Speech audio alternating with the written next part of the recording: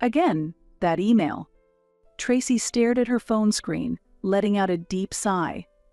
The new email from her mother danced with the usual words: family gathering.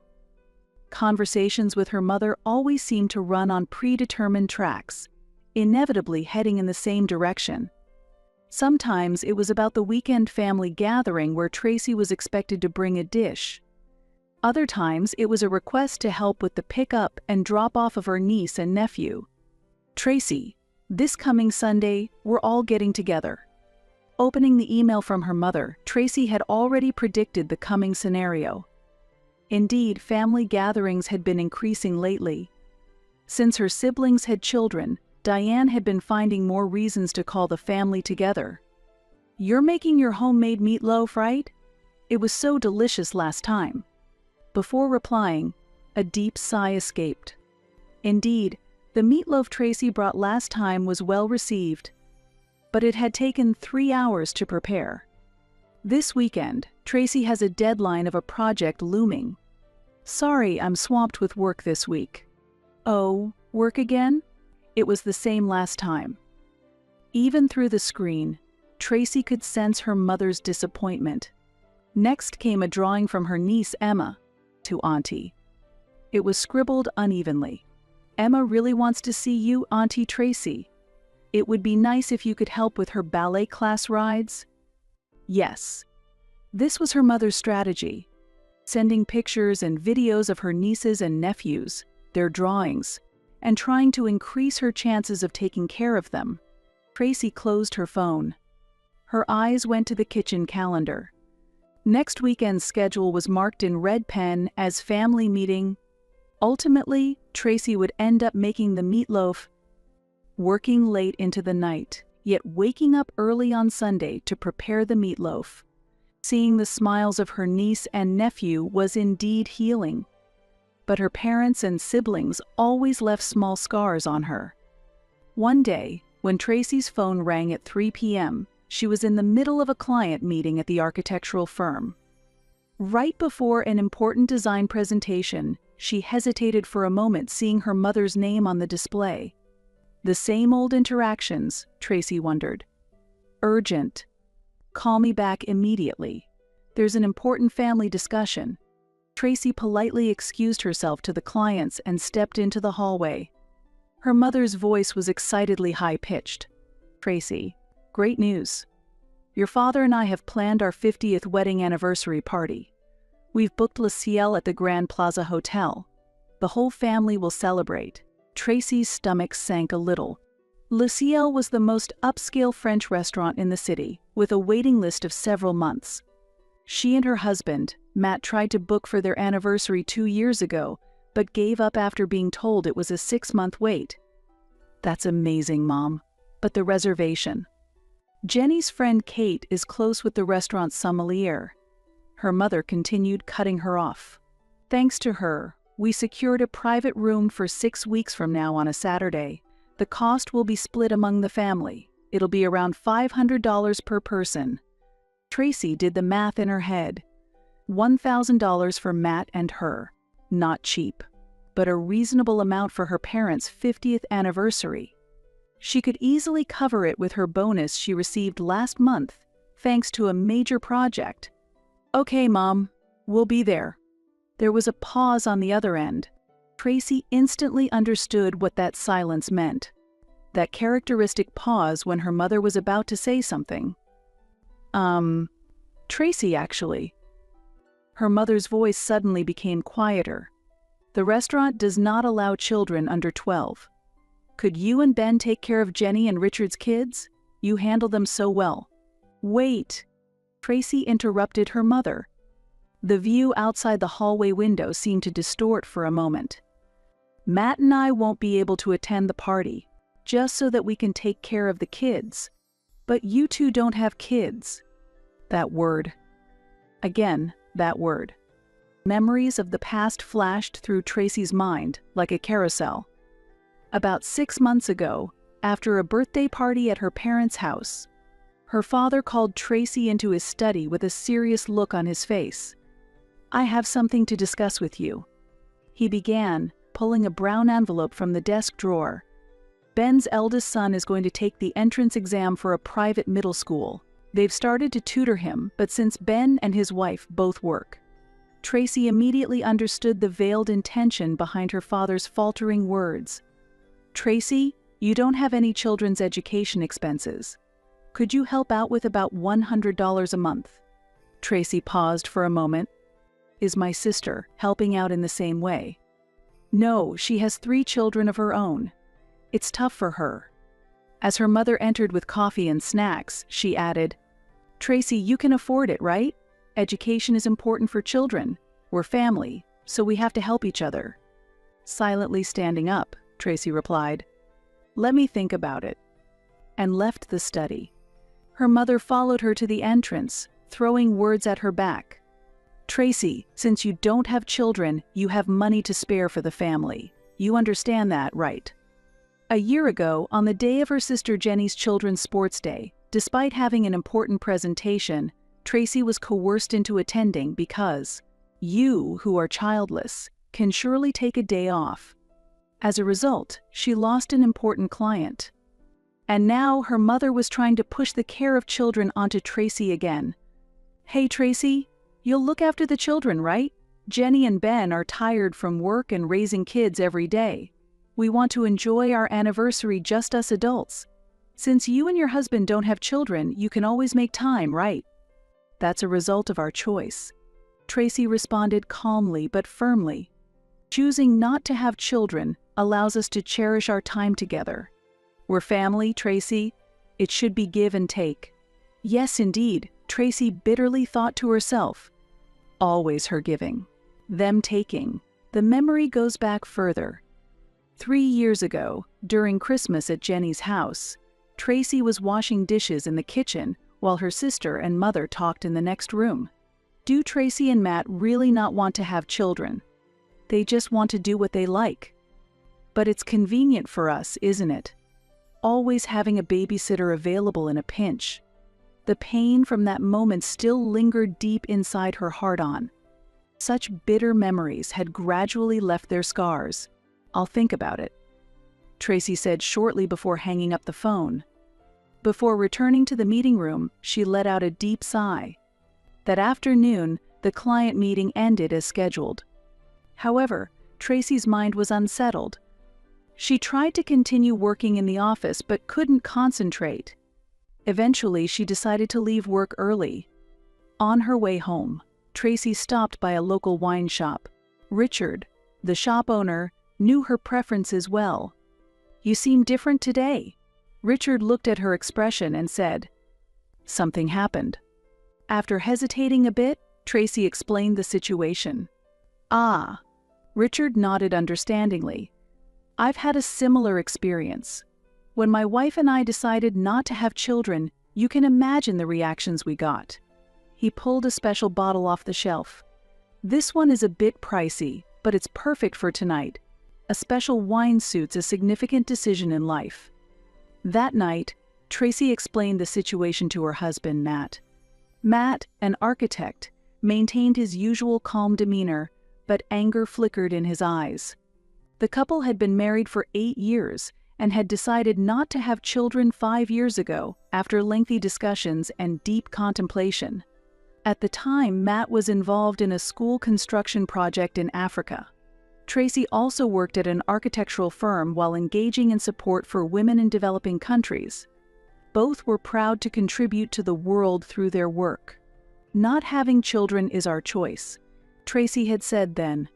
"Instead, let's do what we can." Since then, they have been donating part of their income to educational and women's support organizations. They were trying to contribute to society in their own way. However, their family refused to understand their choice. "Your family is always the same, huh?" Matt said, holding a wine glass. "Ever since we decided not to have children, they think they can freely use our time." As Tracy opened the wine recommended by Richard, she reminisced about past events. Indeed, that was true. Her sister Jenny has 3 children, 10-year-old Claire, 8-year-old Sarah, and 3-year-old Emma.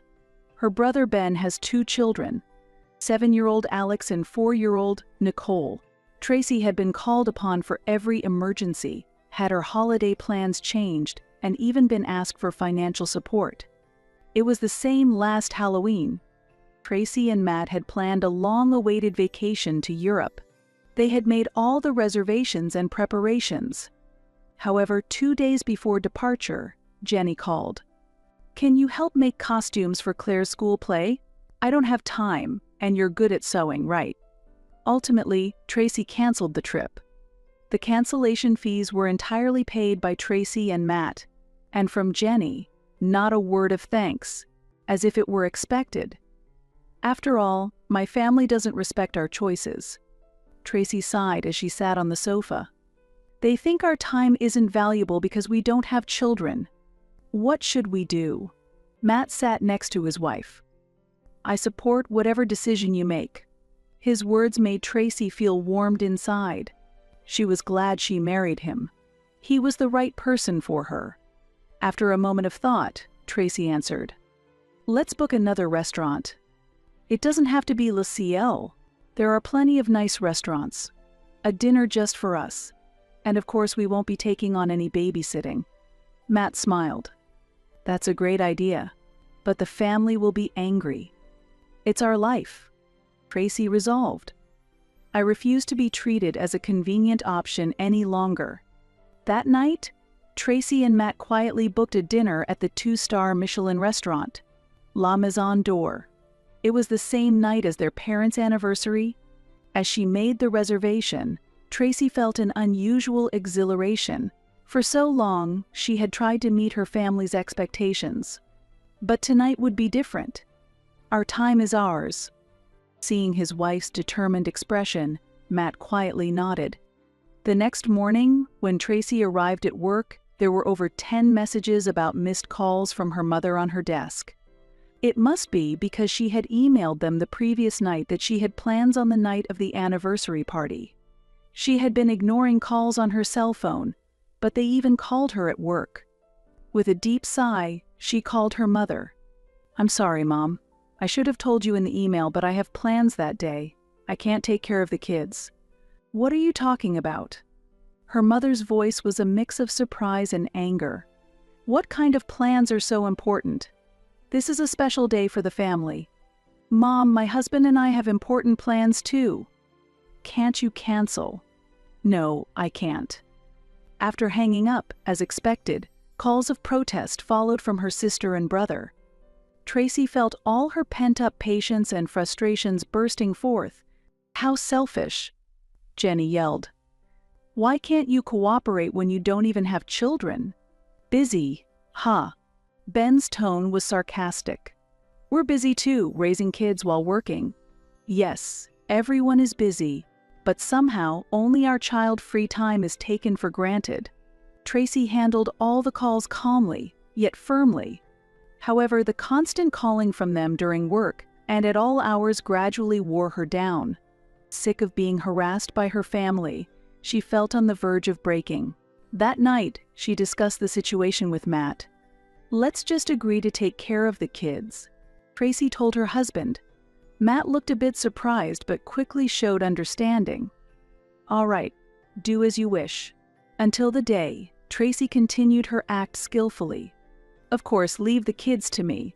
What time should I come over? I'll prepare the snacks." The family believed everything without a doubt. On the anniversary day, Tracy and Matt started getting ready with a quiet determination. They dressed up, did their makeup, and looked at each other. Tonight was for them. At the scheduled time, Jenny called. "Tracy, aren't you coming yet? The kids are waiting." "Sorry, Jenny." Tracy's voice was calm. "We're not coming tonight." "What do you mean?" "We've booked La Maison d'Or. We're spending time as a couple tonight." Over the phone, Tracy could hear Jenny gasping for air. "You must be joking. You promised to look after the kids." "Sorry, but tonight is our time." After that, the phone rang explosively. "How could you do something so terrible?" Her mother cried out. "The kids are crying. They can't go to the party because of you." The cries of children could be heard over the phone. In that moment of wavering, Matt gently held Tracy's hand. His warmth strengthened her resolve. How awful. Her mother accused through tears.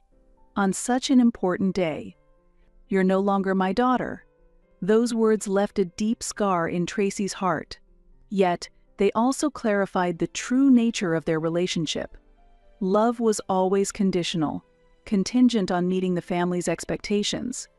Ignoring all incoming calls, Tracy and her husband headed to La Maison d'Or. However, upon arriving at the restaurant's parking lot, they faced an unexpected scene. Both parents, Jenny and her husband, Ben and his wife, were blocking the entrance, and shockingly, all the kids were there too. "Get out, Tracy." Her mother's voice echoed in the night. Tracy and Matt got out of the car and faced their family. "How dare you deceive the kids?" Jenny shouted. "You're trampling over the kids' feelings." "No." Tracy stared directly into her sister's eyes. "I'm teaching the kids to value their own choices, even if those choices go against someone else's expectations." "Are you planning to betray your family?" Ben yelled. "Betrayal?" Tracy replied quietly, yet firmly. "Isn't it a betrayal that the family tried to make us just babysitters, excluding us?" Aunt Tracy. Claire came forward, crying.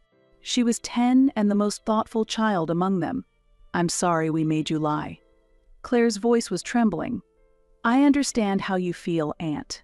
We've always been demanding too much from you." Tears welled up in Tracy's eyes at her words. Seeing the kids, her heart swayed greatly, especially seeing her youngest niece, Emma, trembling in the cold night air. "We have a dinner reservation, so we will be leaving now." They yelled insults at her again, but Tracy endured without faltering and said, "This will be the last time we meet." The last time. Her mother asked in confusion, "We want to cut ties." Tracy took a breath and continued, "Don't think our time isn't valuable just because we don't have kids. Not having children is our choice, but our family never respected that choice, not even once." "What are you saying?" Jenny started, but Tracy cut her off. "How much do you think we've sacrificed until now? How many sudden requests have we accepted? Yet you assumed it was natural to exclude us today, to expect us as mere caregivers for the kids." "But we're family, right?" her father said. "It's because we're family," Tracy replied firmly. "We should have respected each other's choices, but to you, we were just a convenience." "Tracy," her mother exclaimed, "don't speak like that. You are my precious daughter. Did you really care about me?" Tears welled up in Tracy's eyes. "Or was I just a convenience?" A heavy silence fell over the parking lot. "It's cold, kids. Let's go home," Tracy said quietly. "We're going home too. This is the last time. Don't contact us anymore." "Wait," her mother cried out. "Don't end it like this." "Mom." Tracy looked straight into her mother's eyes. "I'm not the one ending this. You all have been trying to end us for a long time, by devaluing a life without children." Tracy and Matt returned to their car. In the rearview mirror, the image of the family standing there remained. Because the kids no longer had a place to stay, the parents' anniversary party ultimately had to be canceled. Later, Tracy and Matt headed to La Maison d'Or. The decision to sever ties with her parents and siblings made that night an unforgettable dinner marking a new beginning. But it was a result of their choice. No more regrets. "Did we do the right thing?" Tracy asked her husband. Matt hugged her. "Yes, sometimes cutting ties is necessary to protect oneself." From that night on, Tracy's relationship with her family was completely severed. But it was also a new beginning, a start to living with pride in their choices. A night when years of accumulated frustration and anger were expressed through betrayal. "Do you regret it?" Matt asked his wife. Tracy thought for a moment, then shook her head. "No, this was our choice." That night, Tracy made a lengthy post on Reddit. She detailed the circumstances of being excluded from her parents' 50th anniversary party and being expected to take care of the kids, about her relationship with her family, the financial support, emergency assistance, and the sacrifices that were always expected as a matter of course. The post sparked an explosive response, with many users condemning the family's selfish behavior. One anonymous comment stood out particularly. "I've had a similar experience. Families try to control our lives under the guise of blood ties, but true family should respect each other's choices. I support your decision." Support also poured in from childless married individuals who empathized with Tracy's situation. For the first time, she realized she was not alone. Days later, the post caught her family's eyes as it was unexpectedly spread on social media. "How dare you air such embarrassing stories online?" her father raged. "Don't expose our family's shame to the world," her mother lamented. "You're no longer my sister," Jenny declared. "I never want to see your face again. You're exposing our family's shame," Ben said coldly. "You're no longer part of our family." But this time, Tracy did not apologize. Instead, she voiced the thoughts she had been harboring for years. "We've always been treated as just a convenience because we don't have children." She sent a message to all her family members. "But that's over. We have our own lives and choices. We won't be used anymore." Those words unleashed the emotions she had been suppressing, like a dam breaking. The relationship between Tracy and her family was completely severed from that day. Tracy blocked their emails and cell phone numbers, so she didn't know what happened afterward. But Tracy heard that her parents and siblings are isolated, criticized by all the relatives. "Because we don't have children, our lives have no value." Tracy smiled. "That's not true. We have our own happiness." Although she sometimes saw photos of her niece and nephew posted on social media, direct interactions had ceased. Only Claire occasionally sent her emails. It seemed she had learned something important from Tracy's decisions. "Aunt Tracy, when I grow up, I want to be someone who can cherish my own choices." Those words lit a warm light in Tracy's heart. 5 years later, Claire visited Tracy. "Grandma and Grandpa have been distancing themselves from us grandchildren lately. They try to control us just like they did with you. They want to dictate our hobbies and career paths. Alex wants to pursue music, but Grandma strongly opposes it. And she's against Emma's swimming and Sarah's programming too, saying they lack future prospects. She's also opposing my study abroad. Since that day, we siblings and cousins have learned a lot from your choice. We decide our own lives. Just because we're family doesn't mean we can control each other's lives. Grandma often says, 'Don't end up like Aunt Tracy, but it's counterproductive. We respect the way you live.'" Claire looked straight at Tracy. "We all started avoiding meetings with Grandma and Grandpa. We don't go to the weekend gatherings anymore. Our parents haven't noticed yet, but Grandma and Grandpa's mindset is pushing us away." That night, Tracy opened her mother's social media page for the first time in a long while. There were still photos of happy family gatherings, but the presence of grandchildren was gradually decreasing. Instead, old family photos increased, and comments like, "I miss those times," were becoming more prominent. Ironically, the very thing Tracy had been trying to communicate was now becoming a reality. The attitude of trying to control others' lives can even break the most important family bonds. A few days later, a message came from her mother through social media for the first time in a long time. "Tracy, something's wrong with the grandchildren lately. They're distancing themselves from me like you did." "Why?" Tracy sighed upon reading the words. Her mother still hadn't realized her own mistakes. Afterward, Tracy and Matt decided to move abroad. Matt got involved in international architectural projects, and Tracy thrived in her new job. She founded a support group for childless married couples, becoming a pillar of support for people in similar situations. Their new life in a different city showed them new possibilities. They traveled around the world on vacations and contributed to society through their professional skills. Their new life turned out to be more fulfilling than they had expected. Tracy began working as a consultant for an international NGO involved in women's support programs in developing countries. Matt was working on innovative projects in environmentally friendly architectural design. The two were contributing to the next generation in their own way. It wasn't through direct parenting, but their activities held significant meaning. Reconciliation with the family was likely never going to happen. However, that wasn't necessarily a bad thing. Sometimes cutting ties is the healthiest choice one can make.